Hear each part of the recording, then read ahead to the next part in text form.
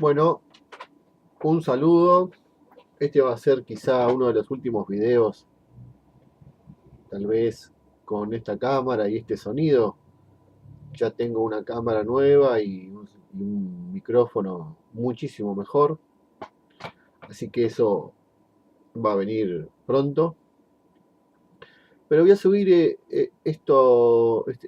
este video al canal. Estoy leyendo y voy a compartir. Es simplemente una lectura, tal vez algún comentario, pero más que nada una lectura de Paideia, los ideales de la cultura griega.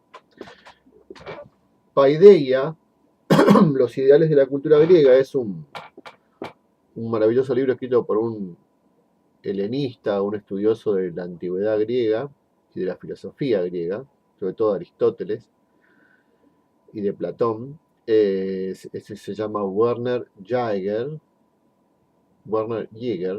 se pronuncia en alemán, Werner Jaeger. Se escribe Jaeger con J, Jaeger, y que tiene esa obra que es monumental, ¿no? Es una obra larguísima, un volumen gruesísimo de más de 1000 páginas, donde desarrolla toda la educación griega. La paideia es la educación. Paidos en griego quiere decir niño. Y paideia, de ahí viene paidoagogía, es decir, la educación, ¿no? La conducción de los niños. Paidos. Entonces, bien, vamos a ver, estoy leyendo la parte de Homero y de Aquiles en la Ilíada, cuando él empieza a tener lo que se llama la hibris, que es en la paideia griega sería como la enseñanza de lo malo que es el exceso. Los griegos eran amantes del equilibrio, de la simetría, de la armonía, eran sus ideales, y de estos ideales y de la forma en que se educaban y cómo aparecen las huellas en sus obras literarias, es que, es que aborda todo este libro Jaeger, ¿no? Jaeger. Entonces, es interesante ver cómo, por ejemplo, en los pasajes de la Ilíada y la Odisea, también en los trabajos y los días, o en la obra Teogonía de Hesíodo, digamos, en los tiempos primitivos de la Grecia, que es lo que aborda en esta primera etapa de la Grecia arcaica, pues, antes de la Grecia clásica ateniense o del siglo de oro, ¿no? Cómo se iban gestando estos ideales y cómo los héroes que aparecían en los poemas épicos encarnaban las virtudes y defectos, virtudes a imitar y defectos a evitar. En este caso está hablando de un defecto a evitar, que es este enojo que tiene Aquiles, que está enojado por una cuestión de un tesoro, o cómo se dice esto, de guerra, ¿no? Tiene un nombre, botín, eh, por unas prisioneras. Había una prisionera, Briseida, y alguien la toma y él la quiere, y hay como un encaprichamiento de decir: yo no voy a pelear más con los aqueos que están sitiando Troya.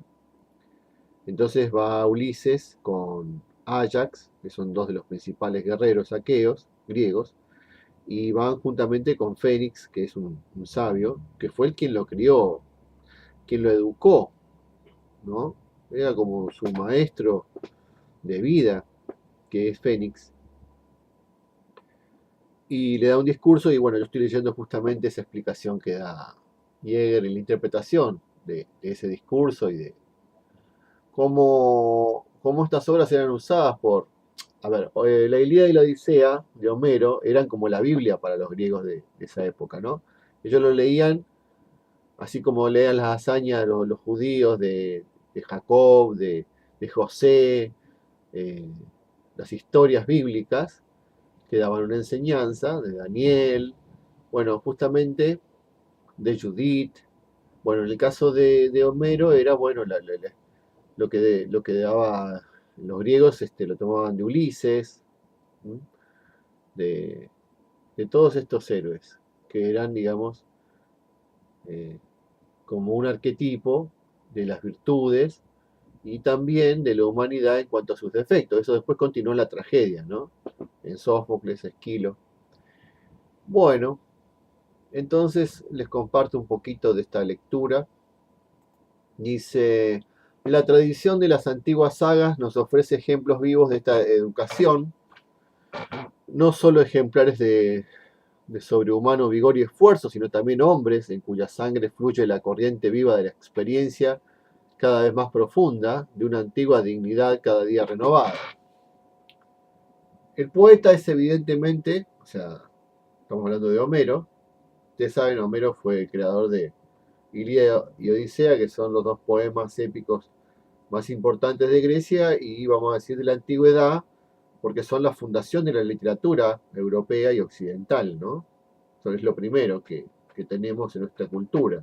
Obviamente había cosas más antiguas en Sumeria, en Egipto, pero en lo que y también es interesante porque se tienen completas, no son fragmentos, se tienen completas estas obras, que más o menos se pueden situar en el siglo VIII aproximadamente antes de Cristo, ¿no? Dice, el poeta es evidentemente un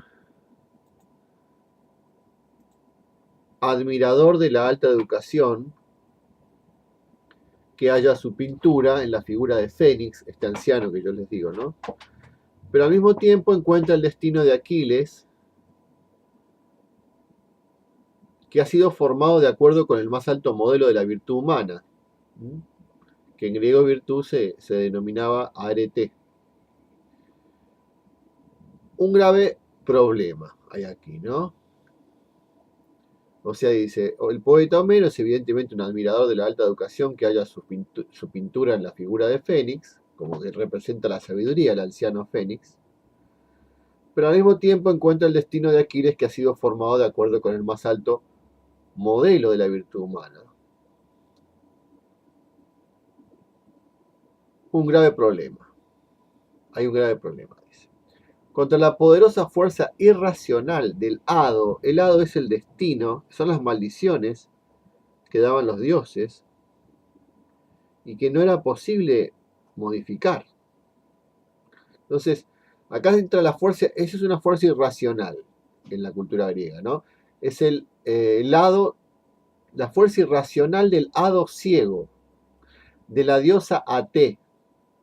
La diosa Ate era una diosa que tenía que ver con el destino, sobre todo con la violencia. Era una diosa, vamos a buscar la definición, dice en la mitología griega Ate, Atea o Ateo, en griego antiguo Ate es ruina, insensatez y engaño. Era la diosa de la fatalidad, del fatum, del destino, ¿no? Del hado, del fado. Es decir, la personificación de las acciones irreflexivas y sus consecuencias. Es decir, cuando vos entrabas en ese camino, esa diosa simbolizaba esa locura, ¿no? Te llevaba a ese desastre, ¿sí? Y entrabas ya en el túnel por la locura de tus acciones, ¿no? Cuando vos entras en la hibris, o sea, ese pecado de desmesura, o sea, de falta de medida, de armonía, de equilibrio, y en un exceso de orgullo, querés ir adelante, te estrellas contra los elementos, es decir, contra ese destino. Entonces dice Iger, el pronunciar en alemán, dice, contra la poderosa fuerza irracional del lado ciego de la diosa T, todo el arte de la educación humana, todo consejo razonable resulta impotente porque está actuando esa fuerza irracional del destino, ¿no? Pero el poeta encarna también en fuerzas divinas que se ocupan amistosamente de los hombres, o sea, no solo fuerzas malas como esa diosa, sino que hay fuerzas divinas, y ahí aparecen los ruegos y argumentos de la razón, donde intentan hacerlo entrar en razón a Aquiles, por su capricho y su empecinamiento, ¿no? Porque justamente lo que lo va a destruir a ese héroe es la hibris, es la desmesura. Dice, Pero el poeta encarna también en fuerzas divinas que se ocupan amistosamente de los hombres los ruegos y argumentos de la razón.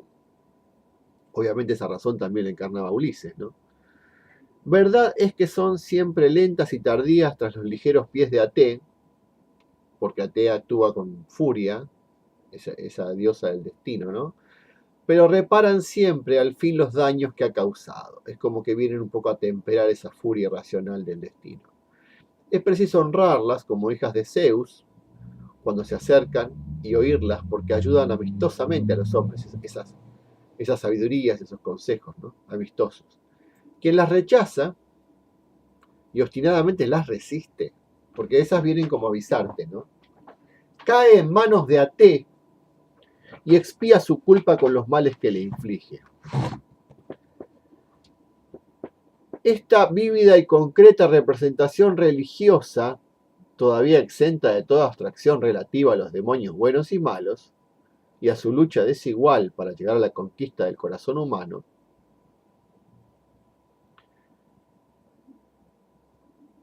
expresa el íntimo conflicto entre las pasiones ciegas y la más clara intelección, considerando como el auténtico problema de toda educación en el más profundo sentido de la... Perdón, esto, digamos, repito, esta vívida y concreta representación religiosa, todavía exenta de toda abstracción relativa a los demonios buenos y malos, y a su lucha desigual para llegar a la conquista del corazón humano, expresa el íntimo conflicto entre las pasiones ciegas y la más clara intelección, considerado como el auténtico problema de toda educación en el más profundo sentido de la palabra. Esto es muy fuerte, lo voy a repetir.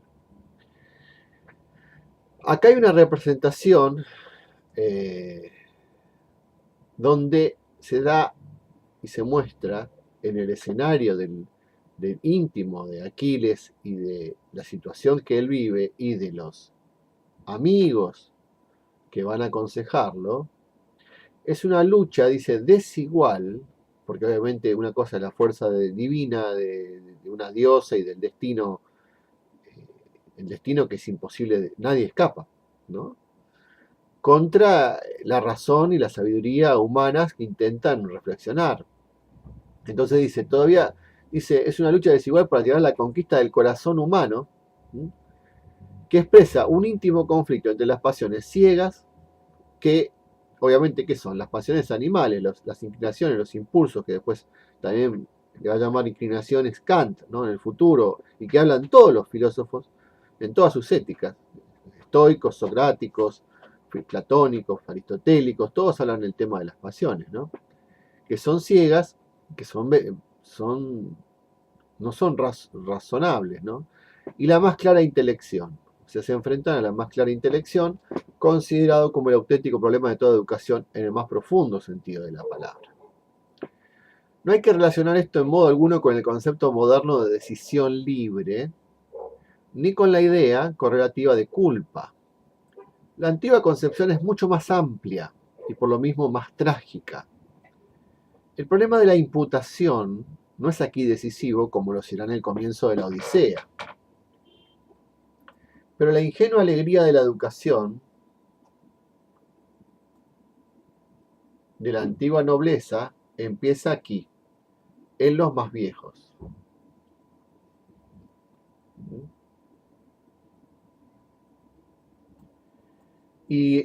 Perdón, en los más viejos y bellos documentos. Estamos hablando de este tipo de textos, ¿no? A tomar conciencia de los problemas relativos a los límites de toda educación humana. La contrafigura del rebelde Pélida se halla, el Pélida se refiere al hijo de Peleo, así se llamaban siempre los héroes, ¿no? Por ejemplo, el hijo de Atreo era el Atrida, por ser hijo de Atreo. El hijo de Peleo, el Pélida, porque era el hijo de Peleo, o sea, el padre de Aquiles, ¿no? Entonces, el Pélida es Aquiles. Dice, la contrafigura del rebelde Pélida se halla en Telémaco, que Telémaco es el hijo de Ulises, que está en la Odisea, ¿no? Ulises, o más bien Odiseo, el nombre griego de Ulises. La contrafigura del rebelde Pélida se halla en Telémaco. Yo comparto este video y esta charla suponiendo que todo el que escucha tiene una idea o ha leído o tiene una referencia de lo que es el argumento de la Ilíada y la Odisea y de la obra de Homero. Porque si no tiene la más pálida idea de lo que es la Ilíada y la Odisea, es como que esto no lo va a poder aprovechar. Digo, lo aclaro para que se le haga un resumen de lo que es el argumento, ¿no?, de estos dos poemas. Entonces dice Telémaco, es como lo contrario de Aquiles, que es un joven, ¿no?, hijo de Ulises en la Odisea, de cuya educación nos da cuenta el poeta en el primer libro de la Odisea. Mientras que Aquiles lanza al viento las doctrinas de Fénix, o sea, no le importa nada del anciano que le enseñaba, y se precipita a la perdición, Telémaco presta atención a las advertencias que da la diosa, creo que se trata de Palas Atenea, que está encubierta en la figura del amigo y huésped de su padre, Mentes. ¿Sí? En realidad es como que viene disfrazada la diosa. Pero las palabras de Mentes le dicen lo mismo que le advierten las voces de su propio corazón. Telémaco es el prototipo del joven dócil al cual el consejo de un amigo experimentado, gozosamente aceptado, conduce a la acción y a la gloria. En los siguientes cantos, la diosa, Atenea, de la cual procede siempre, en el sentir de Homero, la inspiración divina para las acciones afortunadas, es la diosa de la sabiduría, la protectora de Atenas y de Grecia. Dice, la aspiración divina para las acciones afortunadas, es Atenea, aparece a su vez en la figura de otro amigo, o sea que es mentor. Repito esta frase, dice, en los siguientes cantos, Atenea, de la cual procede siempre en el sentir de Homero la inspiración divina para las acciones afortunadas, aparece a su vez en la figura de otro amigo, mentor, y acompaña a Telémaco en su viaje a Pilos y a Esparta.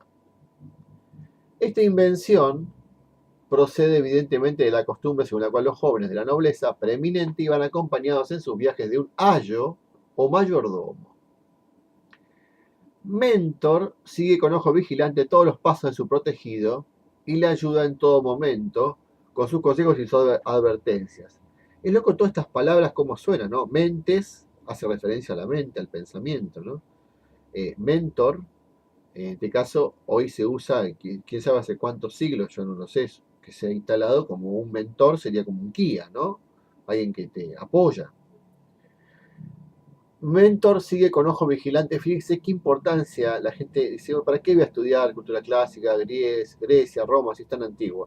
Bueno, de cada una de estas obras, de cada una de estas palabras, de cada una de estas frases, uno va dando cuenta por qué la gente usa las palabras que usa, piensa lo que piensa y de alguna manera conoce la esencia y el origen de cada una de estas cosas que hoy en día nosotros forman parte de nuestra cultura y son lo que nos constituyen como lo que somos, ¿no? Entonces es muy importante poder saborear la existencia desde la cultura que somos, conociendo sus razones de ser. Y acá está, en este tipo de obras, ¿no?, que explican. Dice, Mentor, este amigo, sigue con ojo vigilante todos los pasos de su protegido, de Telémaco, y le ayuda en todo momento con sus consejos y sus advertencias. Le instruye sobre las formas de una conducta social adecuada, siempre que se siente íntimamente inseguro en situaciones nuevas y difíciles. Le enseña cómo debe dirigirse a los preeminentes y ancianos señores Néstor y Menelao, y cómo debe formularle su ruego para estar seguro del éxito. La bella relación de Telémaco con Mentor, cuyo nombre ha servido desde el Telémaco de Fénelon para designar al viejo amigo. Claro, ahí quizás que se hace la palabra, ¿no? En un poema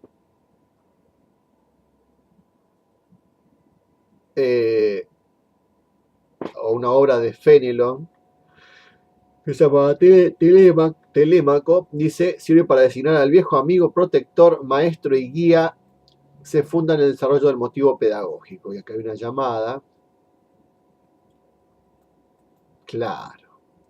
Todo el tema de la educación, ¿no? Dice, La telemaquia, que es toda la etapa donde se habla de Telémaco, en la obra La Odisea, y que todavía ahora hemos de considerar con la mayor atención. Parece claro que no era solo la intención del poeta mostrarnos unas cuantas escenas de los medios cortesanos de Ítaca, donde estaba Telémaco. Acuérdense que Odiseo fue a pelear a Troya y no volvió. Durante muchos años estaba prácticamente perdido porque ya no sabían no sabían cuál era su destino, si él había ganado, si él había perdido, o sea, sabía si estaba vivo o dónde estaba. Él estaba haciendo su viaje de regreso, pero ese viaje se pierde un poco también, Odiseo. De ahí viene, fíjense que Odiseo, de ahí viene la palabra Odisea. O sea, básicamente en Grecia encontrás todo, todo. Dice, el alma de esta encantadora narración humana es el problema que con clara conciencia plantea el poeta de convertir al hijo de Odiseo en un hombre superior. En esta obra se representa, ¿no?, como en la Odisea, como Telémaco se va forjando, ¿no? Solo, sin el padre en ese momento. Dice, y se va convirtiendo en un hombre apto para, porque él era un niño cuando se va a Odiseo, apto para realizar, acuérdense que la guerra de Troya duró 10 años, ¿no? Y que el poema de la Ilíada lo que habla es de los últimos días, apenas unos pocos días del fin de la guerra de Troya. Entonces, de convertir al hijo de Odiseo en un hombre superior, apto para realizar acciones juiciosas y coronadas por el éxito. Nadie puede leer el poema sin tener la impresión de un propósito pedagógico deliberado y consciente, aunque muchas partes no muestren traza alguna de él.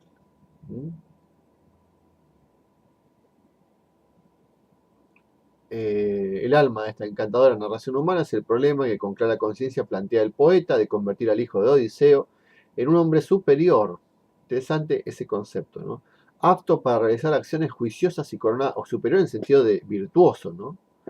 De convertir al hijo de Odiseo en un hombre apto para realizar acciones juiciosas y coronadas por el éxito, o sea que terminan bien. Nadie puede leer el poema sin tener la impresión de un propósito pedagógico deliberado y consciente, sobre todo, bueno, en la Odisea, ¿no? Aunque muchas partes no muestren traza alguna de él, porque parece que son solo combates y cualquier cosa. Esta impresión deriva del hecho de que paralelamente a la acción exterior de Telémaco, se desarrolla el aspecto universal y aún prototípico de los sucesos íntimos y espirituales que constituyen su propio y auténtico fin.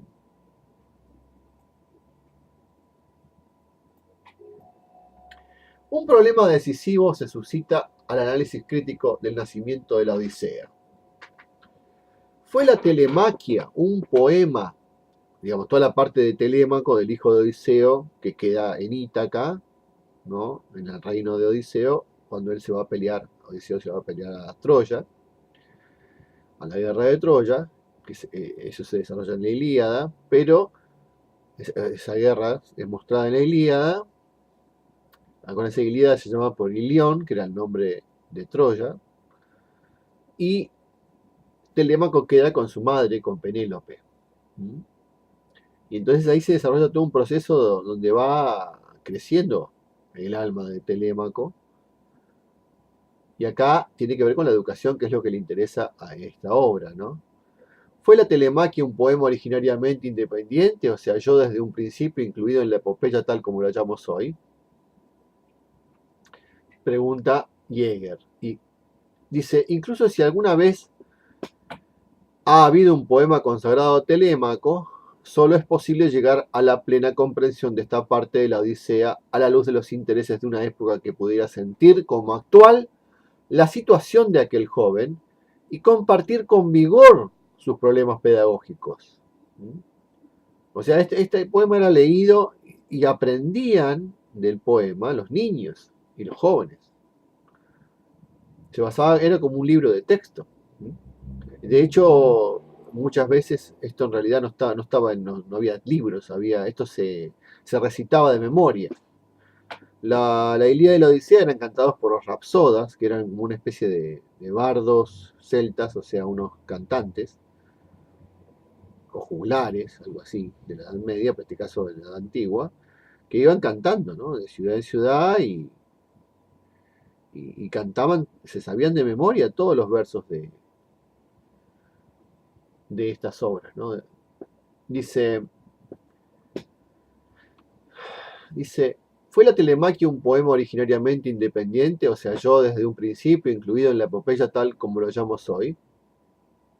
Incluso si alguna vez ha habido un poema consagrado Telémaco, solo es posible llegar a la plena comprensión de esta parte de la Odisea a la luz de los intereses de una época que pudiera sentir como actual la situación de aquel joven y compartir con vigor sus problemas pedagógicos, constituida de tal modo que pudiera dar libre curso a la elaboración de aquellas ideas. De otra parte, el nacimiento de Telémaco, la situación de su patria y los nombres de sus padres, ¿no? Odiseo y Penélope, no ofrecían un núcleo suficiente de hechos concretos a la fantasía creadora.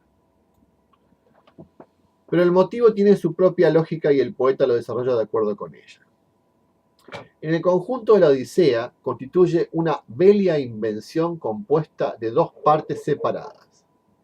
Odiseo, alejado y retenido en la isla de la amorosa ninfa, porque eso es lo que le pasa a Odiseo, que es atrapado por esa ninfa, que es una isla que está rodeada por el mar, y su hijo, inactivo, esperándole en el hogar abandonado, ¿no? Ambos se ponen al mismo tiempo en movimiento para reunirse al fin y asistir al retorno del héroe. El medio que pinta el poeta es la sed del noble caballero. Al comienzo, Telémaco es un joven desamparado ante la inclemencia de los pretendientes de su madre, que eran los que querían quedarse con Penélope y por lo tanto con el reino de Ítaca, mientras no estaba Ulises. Y ella los despachaba diciendo que cuando terminara el manto que estaba tejiendo, su tejido, se iba a casar con uno de los pretendientes. Pero ella los deshacía de noche, ¿no? Entonces nunca terminaba el tejido. Todos son simbolismos también, ¿no? Dice, ambos se ponen al mismo tiempo en movimiento para reunirse al fin y asistir al retorno del héroe. El medio que pinta el poeta es la sede del noble caballero. Al comienzo Telémaco es un joven desamparado ante la inclemencia de los pretendientes de su madre. Contempla resignado la conducta insolente de estos. Ellos representan los vicios, ¿no?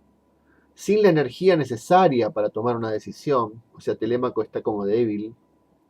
Que acabe con esa conducta, ¿no? Es suave, dócil e inhábil. No es capaz de desmentir su ingénita distinción ante los verdugos de su casa.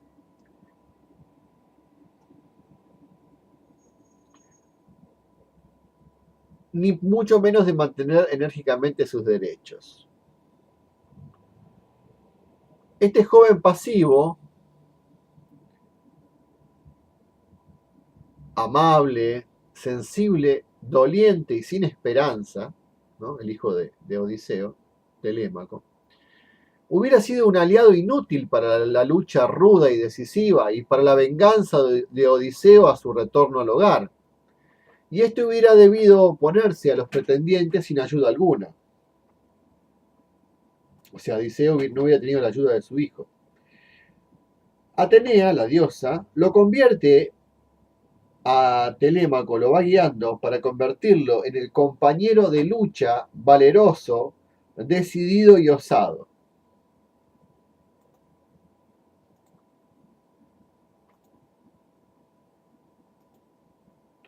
Contra la afirmación de una consciente formación pedagógica de la figura de Telémaco, en los 4 primeros cantos de la Odisea se ha objetado que la poesía griega no ofrece representación alguna del desarrollo de un carácter.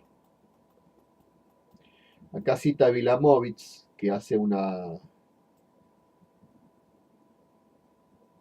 referencia, y a Pfeiffer, Jäger, ¿no? Dice, me parece que se trata menos de la norma divina de la educación aristocrática que de la conducción divina en la vida y obras personales de Telémaco. cuyo sentido especial, en este caso pedagógico, no es puesto en duda por el hecho de que Atenea intervenga, también constantemente en la Odisea, siendo además un mero medio de la técnica épica, como dice Jacobi.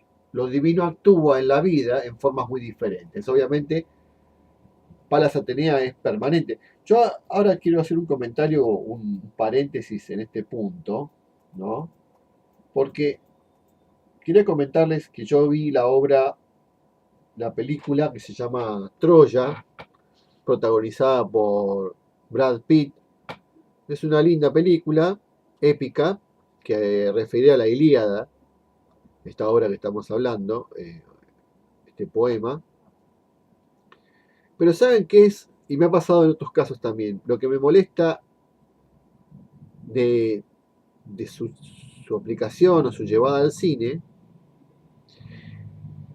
es que sacan lo más importante, desde mi punto de vista, que tiene esos poemas, a diferencia del mundo moderno, que es los dioses.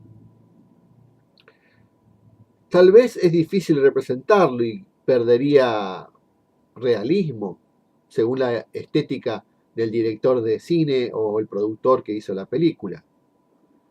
Pero los dioses son decisivos porque ellos determinan todo, desde el enamoramiento de Paris con Helena hasta el triunfo que tienen los griegos, eh, cada una de las batallas.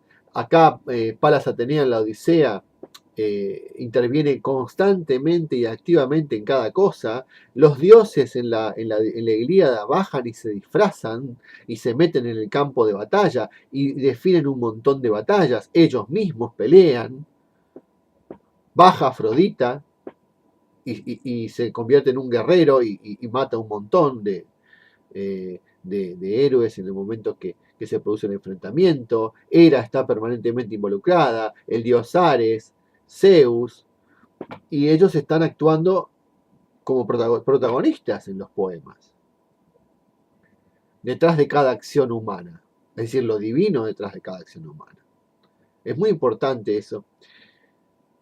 Y digo algo que no tiene que ver en forma directa, pero como yo soy una persona metafísica y me interesa el más allá y me interesa lo espiritual y las dimensiones más altas, cuando una vez vi una película que también es un clásico, probablemente lo hayan visto, que se llama Sexto Sentido, con Bruce Willis, donde habla de un niño que tiene la capacidad de ver el más allá, es decir, a los espíritus de los muertos.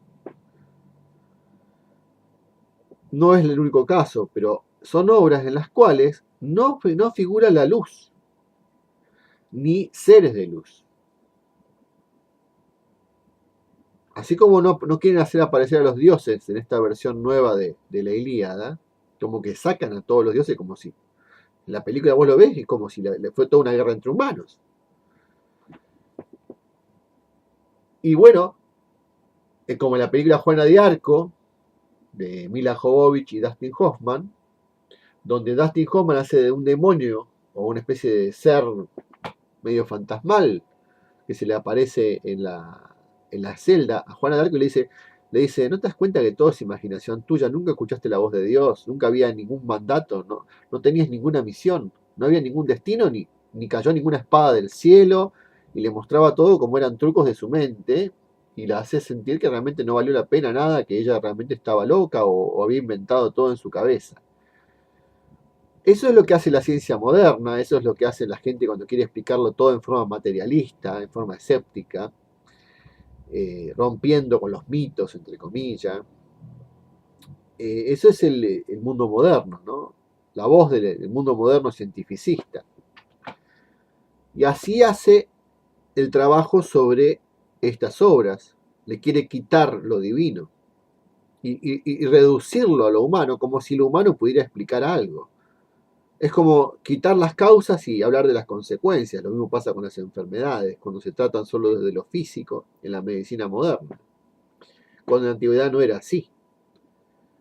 La enfermedad tiene que ver con algo más, hasta religioso incluso. Y digo todo esto porque en sexto sentido no se ve nunca nadie. O sea, en el sentido de, por ejemplo, un ángel. No hay seres de luz que ayuden. Son los muertos con sus lastimaduras, si les falta un pedazo, así como esa cosa esa estética que se puso después de los zombies. En este caso son los que están ya del otro lado, pero no tienen ninguna esperanza, o sea, están ahí solos. En ningún momento se muestra un ser de luz, alguien que del otro lado ayuda a la humanidad en su camino, más allá, ¿no? Y esa especie de mundo desolador y horrible da terror. De hecho, yo no pude dormir durante varios días con algunas escenas de esa película, era muy impresionable, no tenía televisión ni iba al cine, fui a verla al cine y bueno, quedé bastante espantado, porque bueno, qué sé yo, esas cosas me impactan bastante, y entonces vi algunas escenas, pero no había nada luminoso, nada que diera esperanza. Y ahora cierro el paréntesis y continúo con esta interpretación importante de Palas Atenea y su influencia que tiene sobre la educación eh, de Telémaco, ¿no? Nuevamente pido disculpas por la cámara y el sonido. Prometo en mi próximo video hacerlo ya con la calidad más alta, HD y el mejor sonido. Y bueno, pero lo tiene un amigo y tengo que ir a buscarlo a la casa, así que por eso es que todavía no lo tengo Y aparte vamos a instalar un software especial para hacer videos. Bueno, dice así.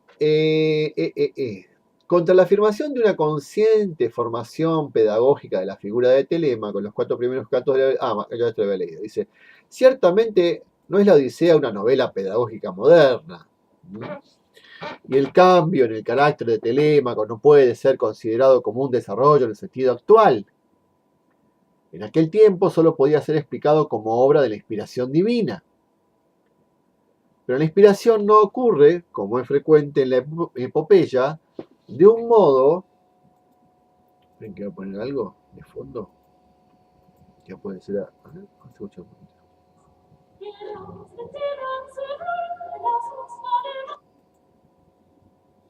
Eso es música griega.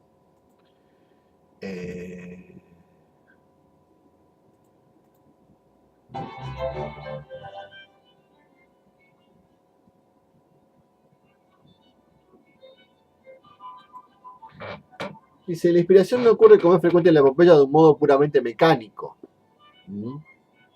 mediante el mandato de un dios o simplemente en sueños.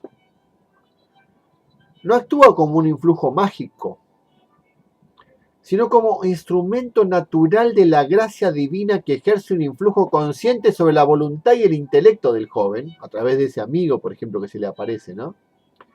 Destinado en el futuro a una misión heroica, es decir, una preparación que hace la diosa, la divinidad, en este caso Palas Atenea, del futuro, donde iba a ser importante esa educación para Telémaco. No se necesita más que un impulso exterior para suscitar en Telémaco la íntima y necesaria disposición hacia... Yo me voy a sacar esto y espero que nadie se moleste, porque quiero estar cómodo y me molesta un poco la espalda. No se necesita más que un impulso exterior para suscitar en Telémaco la íntima y necesaria disposición hacia la iniciativa y la acción.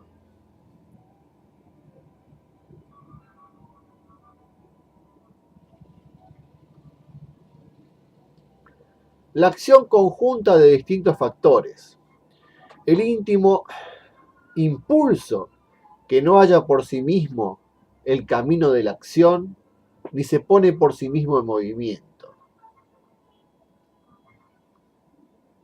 El buen natural de Telémaco, la ayuda y el favor divinos, y el momento decisivo de la resolución se destacan y matizan con la mayor finura. Todo ello revela la profunda inteligencia del poeta del problema que se ha planteado, ¿sí? De Homero. La técnica épica le permite reunir en la unidad de una sola acción la intervención divina y el influjo natural educador, haciendo que Atenea hable a Telémaco en la figura del viejo amigo y huésped. Fíjense, Atenea habla a través de ese amigo y huésped que es Mentes. Ella se transfigura. Eso era muy típico en la mitología griega, que alguien se disfrazara y hiciera pasar por otro. Sobre todo un dios que pueda hacer esas metamorfosis, ¿no? Este procedimiento acerca la invención al sentimiento natural humano,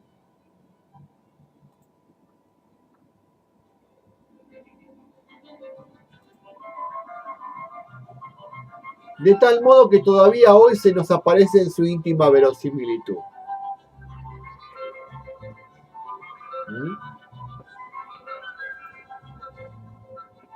Nos parece natural la acción liberadora de las fuerzas juveniles realizada por todo acto verdaderamente educador y la conversión de la sorda sujeción en actividad libre y gozosa. Todo ello es un ímpetu divino, un milagro natural. Así como Homero considera el fracaso del educador en su última y más difícil tarea de doblegar la orientación que el destino ha impuesto a Aquiles, en el caso de Aquiles, cuando Fénix no puede convencerlo, el anciano, de que no obre como está obrando, o sea, eso es el fracaso de la educación. Porque Aquiles no hace lo que la formación que tuvo, no la sigue, ¿no? Como una acción adversa de los demonios, porque este caso es como que el destino, es decir, la diosa esta Ate, es fatal y es más fuerte que toda la sabiduría de Fénix y la educación que ha recibido Aquiles, ¿no? Y en el caso es malo, pero en el caso de Telémaco, esa acción es benéfica, la acción divina, en el caso de por la influencia que tiene de Palas Atenea.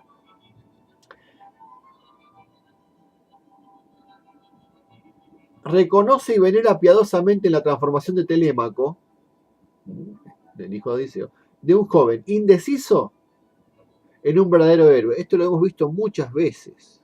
Lo vimos en la historia Sin Fin, por ejemplo, de Michael Ende. Lo vemos en todos aquellos personajes que empiezan siendo endebles, terminan siendo fuertes, tontos y se vuelven inteligentes, ¿no? Y se transforman de ser nadie en ser un héroe. Eso lo vemos en tantas películas, en tantos poemas, en tantas novelas.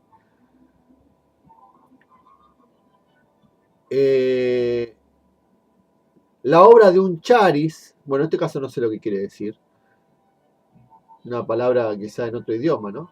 De la gracia divina. La conciencia y la acción educadora de los griegos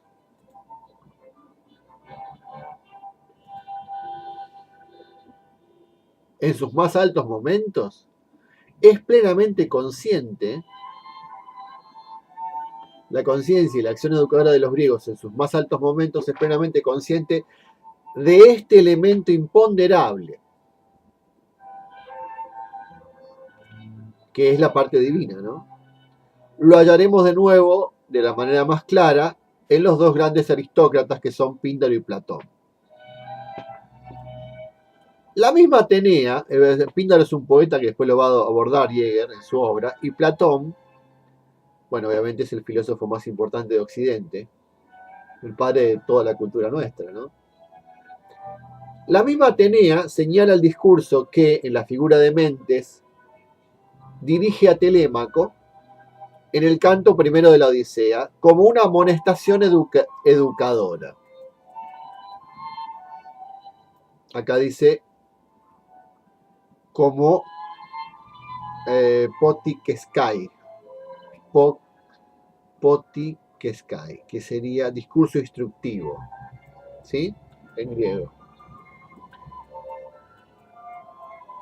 Deja madurar en Telémaco la resolución de tomar la justicia por su mano, de enfrentarse abiertamente con los pretendientes y hacerlos responsables de su conducta.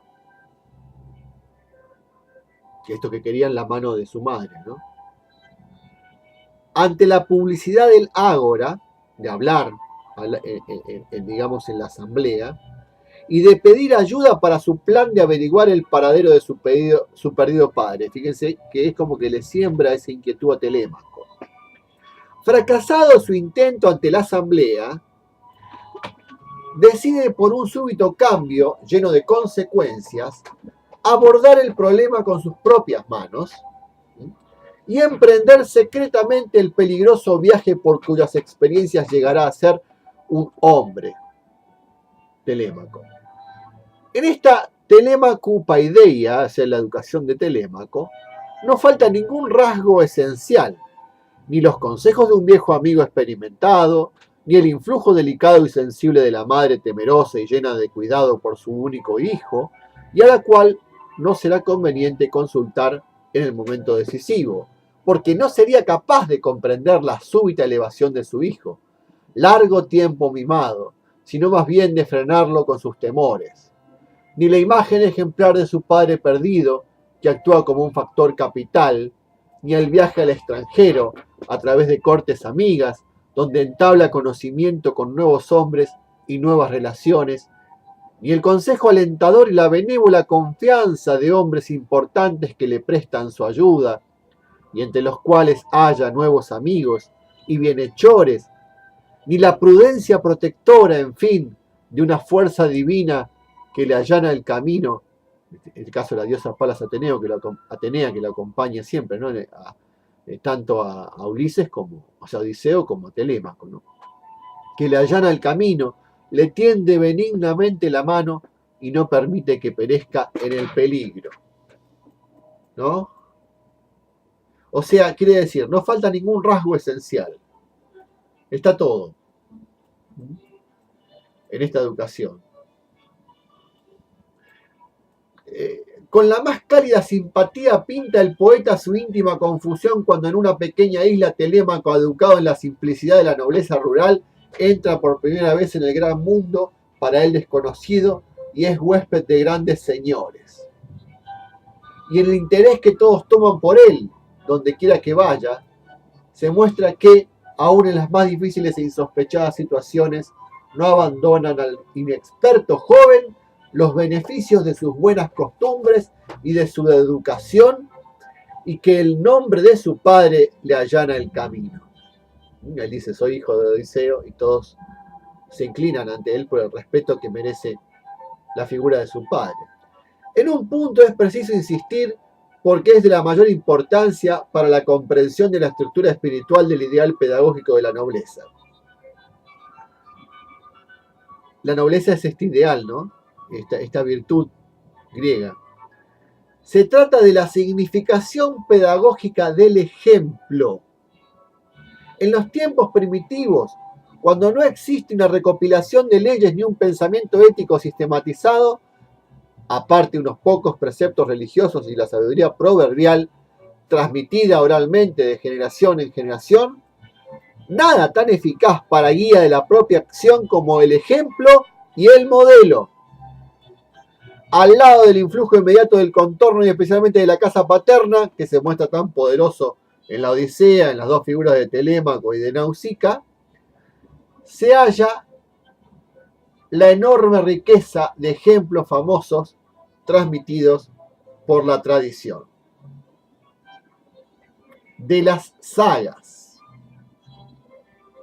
¿Les corresponde acaso en la estructura social del mundo arcaico un lugar análogo al que tiene entre nosotros la historia, incluyendo la historia bíblica? Las sagas contienen todo el tesoro de bienes espirituales, bueno, por ejemplo, en las 1001 noches en la tradición musulmana, ¿no? Las sagas contienen todo el tesoro de bienes espirituales que constituyen la herencia y el alimento de toda nueva generación. Hoy en día tenemos, por ejemplo, Star Wars, que es claramente eso. Y podemos poner también El Señor de los Anillos, claramente, ¿no? Por decir sagas que transmiten algo que es arquetípico en el sentido educativo. El educador de Aquiles, en la Ilíada, evoca en su gran amonestación el ejemplo aleccionador de la cólera de Meleagro, es decir, Fénix, el anciano, le habla a Aquiles, le cuenta cómo Meleagro se perdió por su cólera. se perdió a sí mismo y terminó en un fracaso absoluto, en la destrucción de él y de su entorno. Entonces le dice, que no te pase como Meleagro, y le cuenta toda la historia, eso en medio de una guerra, que está en una pausa, descansando, en sus tiendas, en los barcos, ¿sí? Del mismo modo, no falta en la educación de Telémaco el ejemplo alentador adecuado al caso. O sea, siempre está, que no te pase, o fíjate que hay una historia, y ahí viene el ejemplo, ¿no? El modelo, ¿no? Paradigma, arquetipo, es en este caso Orestes, ¿sí? En el caso de Telémaco se le presenta a Orestes, que los que conocen de mitología griega tienen que saber que Orestes es, es el hijo de...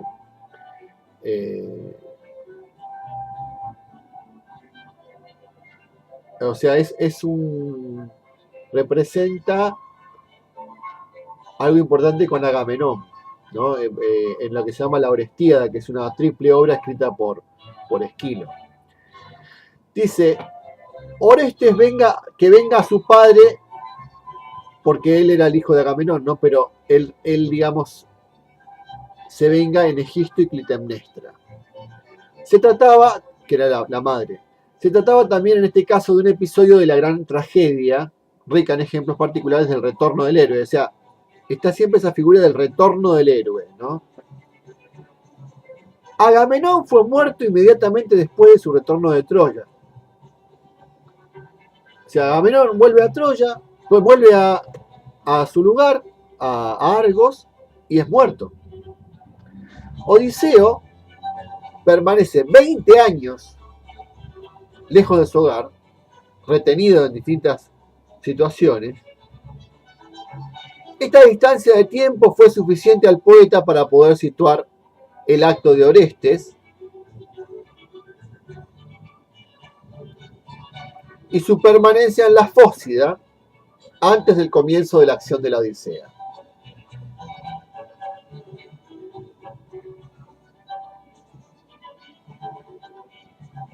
El hecho era reciente, pero la fama de Orestes se había extendido ya por toda la tierra.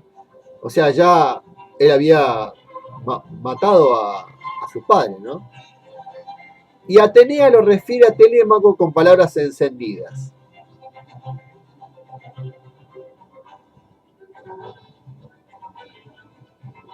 Atenea le dice a Telémaco qué es lo que pasó con Orestes, como ejemplo, ¿no? O sea, la diosa Atenea. Dice, así como en general los ejemplos de las sagas ganan en autoridad con su antigüedad venerable, por ejemplo, hago un ejemplo muy antiguo, Fénix en su discurso a Aquiles evoca, Fénix este anciano que trata de reconvenirlo, de cambiar el parecer de Aquiles, ¿no? Evoca la autoridad de los tiempos antiguos y de sus héroes, en este caso lo que le pasó a Meleagro. En el caso de Orestes y Telémaco, por el contrario, cuando Atenea lo aconseja, lo impresionante del ejemplo consiste en la semejanza de situaciones similares, porque Orestes también era hijo de Agamenón y también se había ido Agamenón a la guerra, igual juntamente con Ulises, o sea, con Odiseo, pero son situaciones muy paralelas la que tienen Telémaco y Orestes.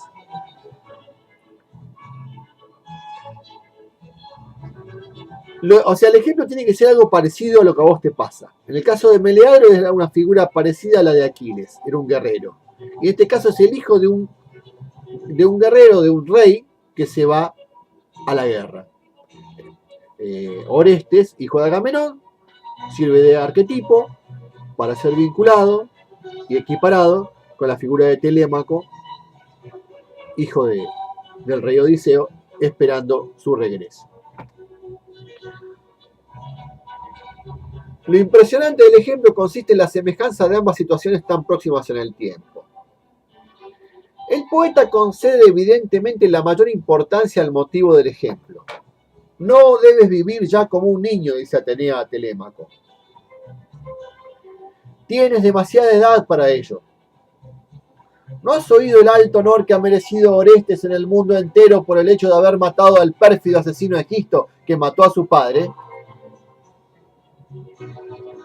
También tú, amigo mío. Claro, Egisto fue alguien que mató a su padre, a Agamenón, al padre de Orestes, se quedó con el trono en conjunción con Clitemnestra, que es una traidora. La madre de Orestes lo traiciona a su marido Agamenón, y entonces Orestes se venga y los mata a los dos. Por eso es la tragedia de Orestes, ¿no? En la obra La Orestíada. Entonces le dice a Atenea, ¿no has oído el alto honor que ha merecido Orestes? Le dice a Telémaco, dice, en el mundo entero por el hecho de haber matado al pérfido asesino Egisto que mató a su padre. Como diciendo, fíjate que vos tenés los pretendientes que se quieren quedar con tu mamá y desplazarlo a tu papá, que es el rey, y vos tenés que ver qué es lo que hizo Orestes. El ejemplo, ¿no? También tú, amigo mío, le dice Atenea hablando otra vez de esta transfiguración en un amigo de Telémaco, o sea, como disfrazada, le habla a través de un amigo, de la figura, ¿no? Veo que eres bello y gallardo. Tienes la fuerza suficiente para que un día las nuevas generaciones te ensalcen. Ahí viene el tema de la gloria, ¿no? Sin el ejemplo carecería la enseñanza de Atenea de la fuerza de convicción que descansa en él. Y en el difícil caso del empleo de la fuerza, la evocación de un modelo ilustre, acá estamos hablando de algo que hay que usar la fuerza, es doblemente necesaria para impresionar al tierno joven, que es un niño todavía. Ya en la asamblea de los dioses hace explicar el poeta a Zeus mismo el problema de la recompensa moral, tomando como ejemplo a Egisto y Orestes, cuando habla Zeus en la asamblea de los dioses. Así evita toda posibilidad de escrúpulo moral, aún para la conciencia más sensible, cuando posteriormente se refiere a Atenea al mismo caso, es decir, ya los dioses lo ponen como ejemplo. Es arquetípico desde el nivel de los dioses. La importancia capital del ejemplo aparece de nuevo en el curso ulterior de la acción. Así en el discurso de Néstor, otro sabio, ¿no? A Telémaco, donde el venerable anciano de la corte interrumpe su narración relativa al destino de Agamenón y su casa para proponer a Orestes como modelo a Telémaco, y este le contesta exclamando: con razón tomó Orestes venganza y los aqueos esparcirán su gloria por el mundo entero y será cantada por las futuras generaciones. Cuando los dioses me otorgarán la fuerza necesaria para tomar venganza de los pretendientes por sus vergonzosas transgresiones, dice el Telémaco, y va tomando ahí fuerza la idea de lo que él se tiene que convertir en un hombre. El mismo ejemplo se repite al final de la narración de Néstor.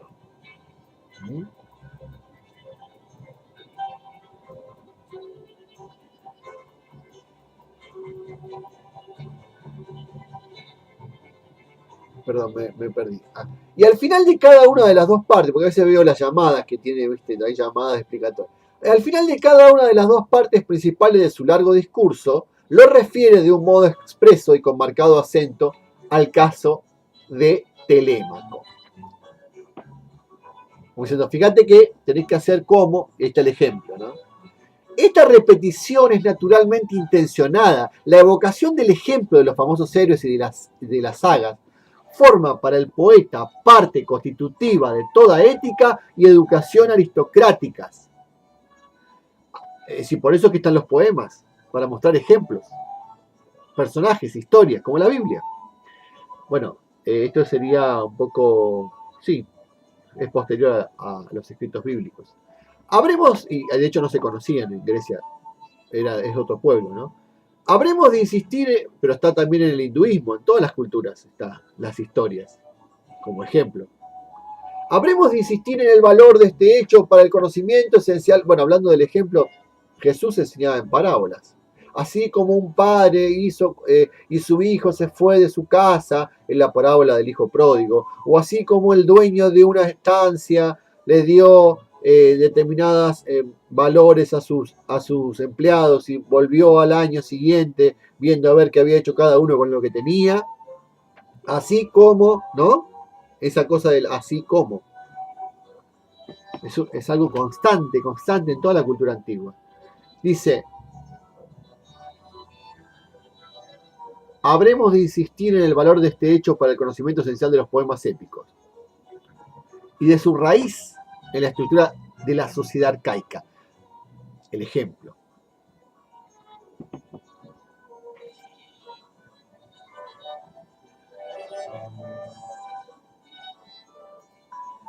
Pero aún para los griegos de los siglos posteriores, vamos a hablar de la época ya de oro, clásica, y después en la helenística, tienen los paradigmas, los ejemplos, su significación como categoría fundamental de la vida y del pensamiento.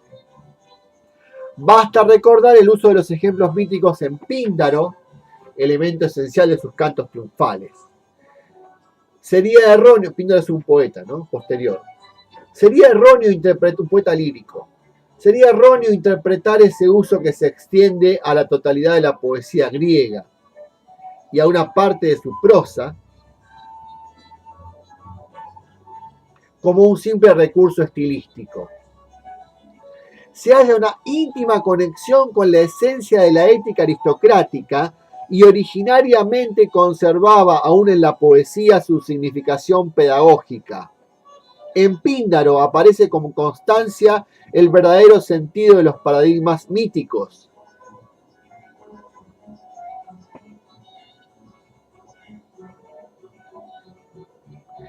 Y si, o sea, ese era el mito para los griegos. Es un relato, una palabra, mitos, que servía para educar.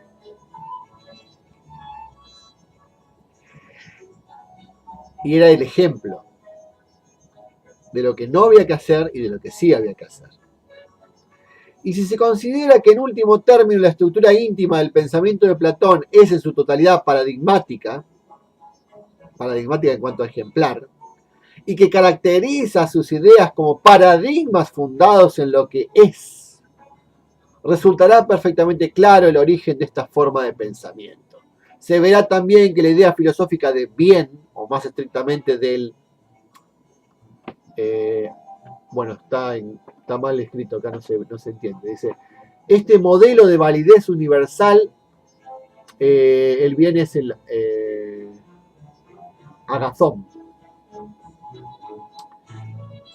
Este modelo de validez universal procede directamente de la idea de modelo de la ética de la arete, propia de la antigua nobleza. El desarrollo, arete es virtud, ¿no? El desarrollo de las formas espirituales de la educación noble, reflejada en Homero, hasta la filosofía de Platón, a través de Píndaro, es absolutamente orgánica, permanente y necesaria. No es una evolución en el sentido seminaturalista que acostumbra a ampliar la investigación histórica, sino un desarrollo esencial de una forma originaria del espíritu griego que permanece idéntico a sí mismo en su estructura fundamental a través de todas las fases de su historia, dice Werner Jaeger. Y ahora, a continuación, va a hablar de un capítulo que sería como ve a Homero como educador y cuál era por qué educaba a Homero en sus poemas. Lo va a desarrollar largamente. Bueno, les recomiendo Paideia, los ideales de la cultura griega, de Jaeger. No tiene desperdicio, es una exquisitez y habla de la esencia de Occidente. Esto es lo que somos nosotros. Lo más noble, lo más alto, lo más elevado, lo más recto, lo más puro está presente en esta obra de Jäger y en el rescatar esos valores o esos ideales que después van a continuar con Roma, con el cristianismo más aún purificados, con la tradición europea, con toda esta extensión que se dio por el mundo. Y por eso es importante saber que no es el capitalismo que, si bien dio gran confort y bienestar material y tecnológico, o la revolución industrial, o la revolución gloriosa inglesa, o la norteamericana, o las constituciones, lo que nos da lo que tenemos, sino que todo eso es un fruto de un proceso de maduración de la mente, del pensamiento, del concepto de la libertad, del concepto de la justicia, del concepto de la educación, de la cultura, de la política. Todo esto fue un proceso de siglos. Y si uno quiere quedarse solamente con el libre mercado, en el caso de los liberales, ni hablar de los socialistas que quieren ponerlo todo en común y evitar toda responsabilidad individual, borrando al individuo,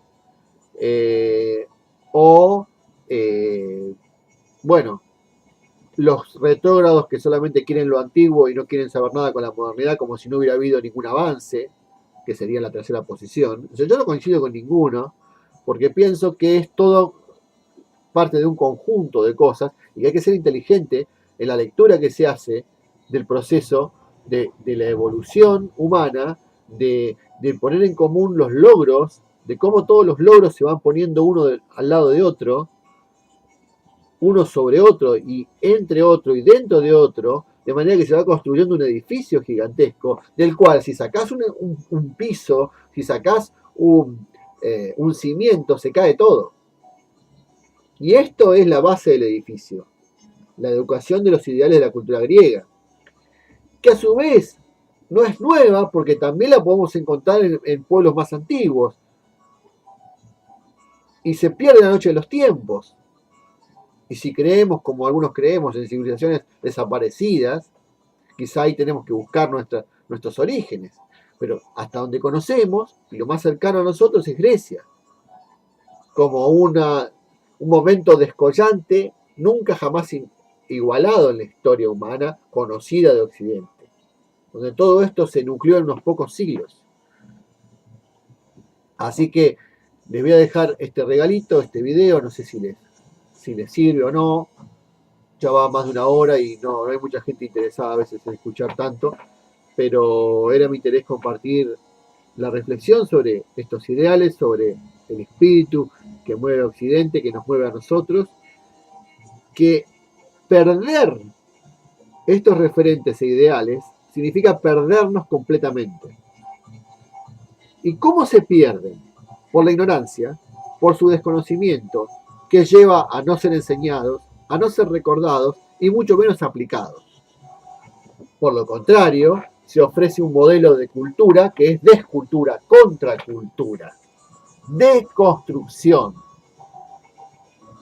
Y el dejar librado al hombre a sus pasiones e impulsos animales, a sus caprichos, a su banalidad, a su afán de gloria pasajera, a su necesidad de llamar la atención, a su superficialidad, y a ese conjunto de vicios le dejamos librada la educación a los niños hoy,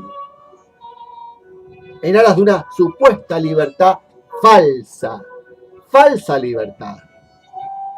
La libertad griega era esto, era cultivar el espíritu para dar lo mejor de sí mismo en sus mayores virtudes y más elevadas en cada aspecto de la vida. Dar lo mejor de vos, para con Dios y para con los demás. Tensar el alma al máximo de las posibilidades. Nada de mediocridad. Y estaba en juego la gloria. La gloria como un ideal de virtud. De que te recuerden las generaciones futuras. ¿Y qué era lo que peor que te podía pasar en Grecia? Que no te nombren nunca más. Que nadie se acuerde de vos. Que te echen de la ciudad. El ostracismo. Y peor, Peor que morir era. Sócrates prefirió morir antes que ser echado de Atenas. Y en el caso de olvidar, hubo uno que no me acuerdo el nombre ahora, pero que justamente valga la broma.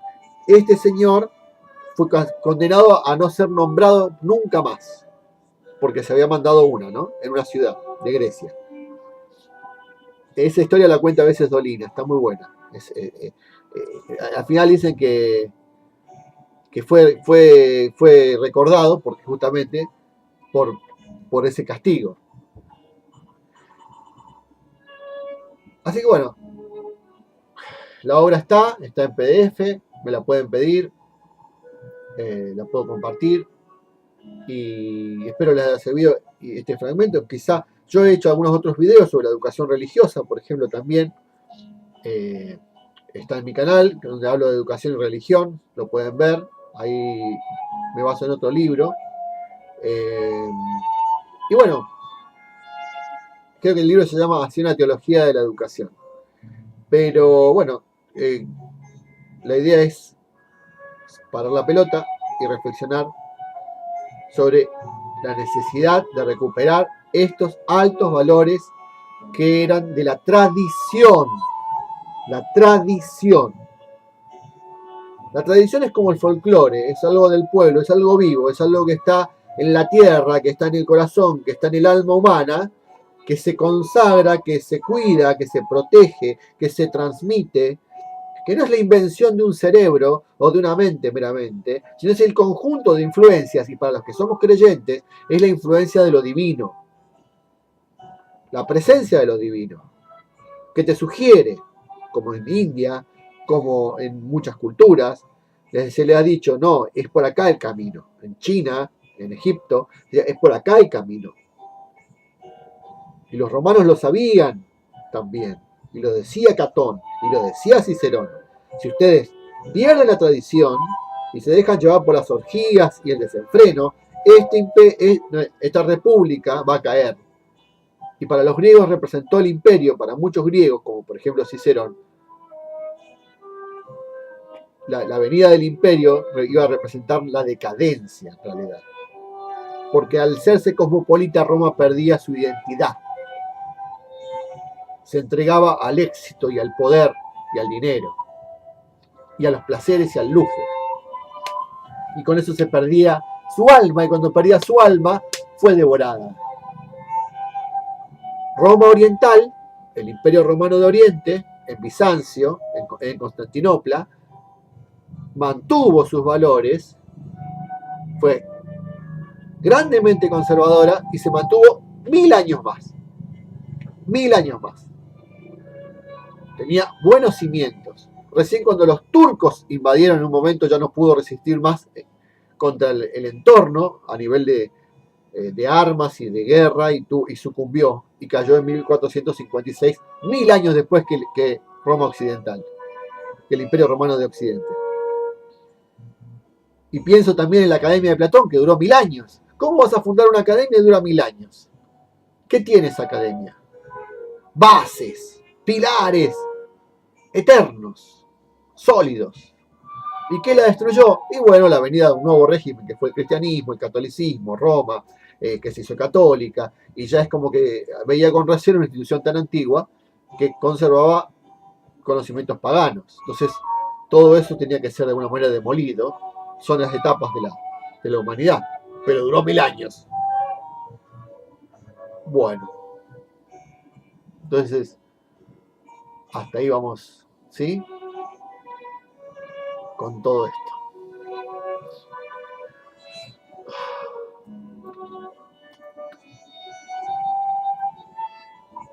Me voy a despedir y gracias.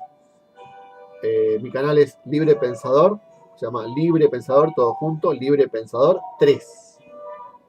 Suscríbanse, por favor, y compartan este video con todas las personas que sepan que lo van a valorar o que les puede interesar, porque me ayudan a que al tener más vistas esto se expanda y llegue a más personas y sienta que lo que hago vale la pena, porque yo de esto dinero no saco, porque esto nunca va a ser algo masivo.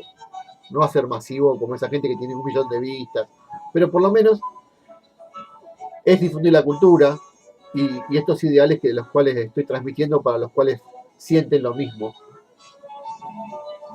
que tienen la misma importancia, digamos, en sus países, en el lugar que lo escuchen, en la ciudad donde estén. Muchas gracias y hasta la próxima.